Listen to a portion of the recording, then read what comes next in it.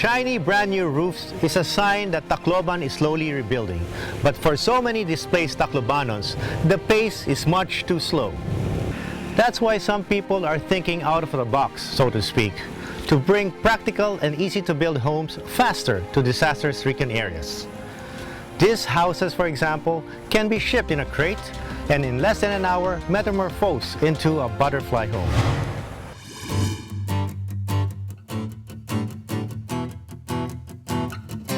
Build back better.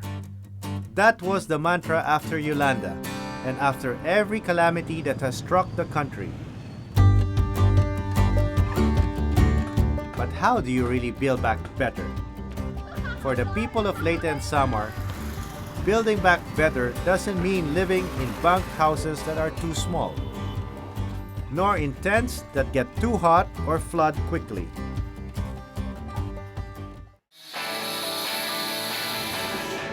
From the roof all the way to the sides to the floor, it's only one material. Rogelio Santos Jr. had that in mind on Christmas Eve of 2013. While others were out celebrating, his thoughts were on the thousands of Yolanda survivors barely a month after the tragedy. You're talking about not just providing homes for those that needed homes. It was providing homes for those that really had nothing left. So it had to be very, very cheap. Very low cost for them to afford it. So many laborers in the area were also affected. So there was a big shortage of actual workers. Then, an idea struck him. He took a balikbayan box from his kitchen, cut it with a knife, and created a model of a house out of it.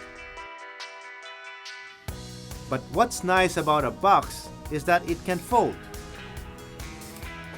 That idea is now this, a 12 square meter by 18 square meter home that opens like a butterfly from its fold. The butterfly home is made up of steel frame, covered by eco boards made from recycled materials like aluminum, plastic, and anything that can be compacted together. The board is fire and water resistant. It's a folding house. How is it going to withstand the high storms or the high winds?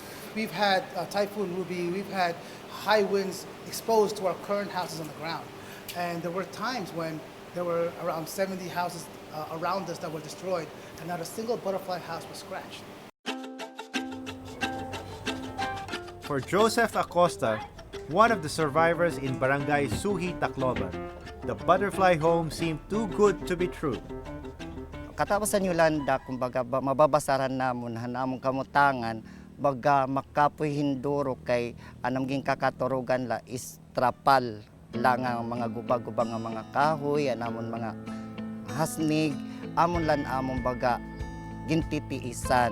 Ang pagkita ko ito nga butterfly house, akong pagkita talaga sa balay na inihiya, diri na inihiya baga kung ang kay baga normal na pagkaturog, diri na natuturuan. Advanced technology was used in building the butterfly home. Rogelio's team uses the SolidWorks software to build 3D models. And the 3D models are tested repeatedly. Subjected to wind simulations, collision detection, and other stress tests to make sure that all butterfly homes are sound and sturdy. In the Philippines, there's a lot of storms, typhoons coming here, so we need to be prepared for the houses to withstand a certain degree of wind and at the same time some rain. So waterproofing is also a big plus for us using the software. In the 3D models, we can check for collisions, so we can see before manufacturing if it's going to collide, if it's going to go overlapping. With the help of USAID, the Philippine Disaster Recovery Foundation, and the local government of Tacloban, Rogelio's team will be deploying more than 200 butterfly homes for Yolanda survivors in Barangay Suhi. So yung advantage nito is easy to assemble. Makikita natin na we can set this up in just 30 to 1 hour. May isang bagong bahay na tayo. Rogelio has managed to top engineers, designers, architects, and contractors, to help him manufacture butterfly homes. They are continually innovating. At present, they are developing butterfly furniture that can be folded and transported easily, just like the houses they would sit in. Think about this small unit, a single bed with a thickness of at least 1 foot. Okay, it is already composed of 2 double-deck beds, so it can accommodate 4 people. Here you can see the kitchen, the complete dining set, the division, the 2 bunk beds or the 2 double decks, and the cabinets for the clothes. And here, as I was saying a while ago, it's very flexible, so you can rearrange the interiors. For Rogelio, in a country battered by 20 typhoons a year, the butterfly home is a game changer.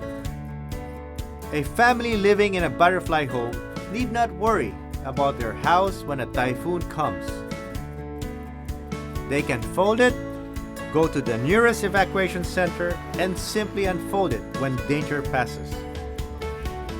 The process takes only half an hour. The width of the fold is only 2 feet. That means in a single truck, we can put many, many butterfly houses. A disaster happens, we send in 2 trucks, you got 40 houses, you have an instant village in a day. And that is the whole approach to the butterfly house. And not just a fast village, but a village that will last because the house is made of steel. For now, Rogelio and his group are focused on manufacturing homes for Leyte and other disaster-stricken areas. But he did not expect the orders that had gone through.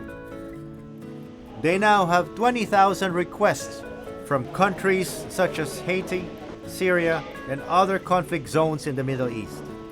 We then realized that we can actually take the Philippines from being a constant disaster victim to a disaster response expert for the world.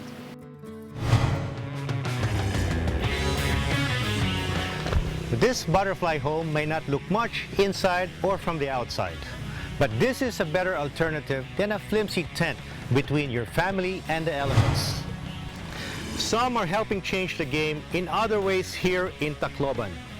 Instead of doling out money, some Good Samaritans are establishing so-called social enterprises. More game changers when we return.